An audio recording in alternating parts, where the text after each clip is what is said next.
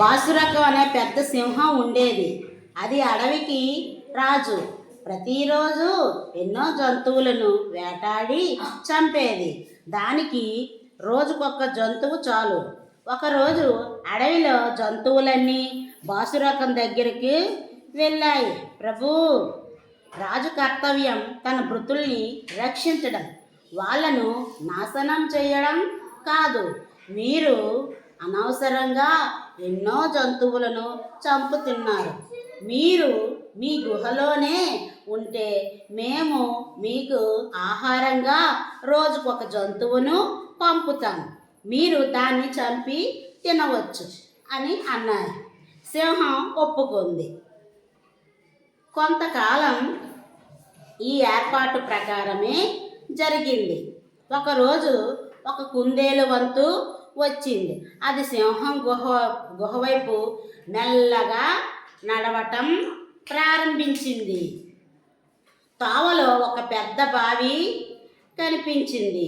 కుతూహలంతో బావిలోకి తొంగి చూసింది. తన ప్రతిబింబం కనిపించింది.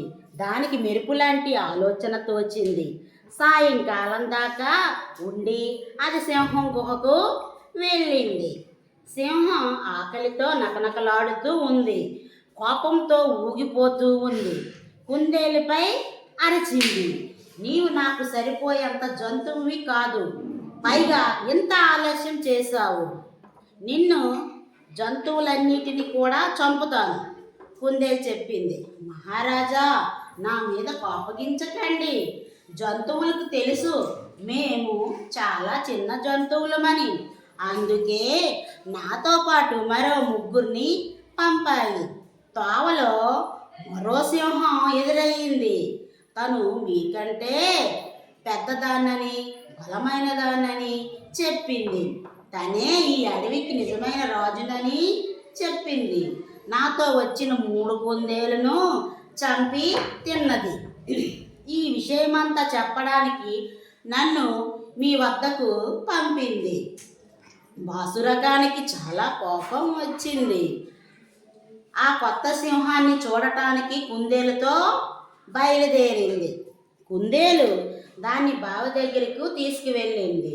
సింహం నీళ్లలో తన నీడ చూసుకుంది. బావిలో మరొక సింహం ఉన్నట్లు భ్రమించింది. భయంకరంగా గర్జిస్తూ బావిలో దూకింది. దాంతో బాసురకం పని పూర్తయింది. కుందేలు సంతోషంతో ఈ వార్తను జంతువులన్నిటికీ చెప్పింది. అన్నీ కలిసి క్రూర సింహము పీడ విరగడైనందుకు పండుగ చేసుకున్నాయి. ఇది బుద్ధి బలం. కుందేలు తన బుద్ధి బలంతో సింహాన్ని నుంచి జంతువులన్నీ రక్షించిందా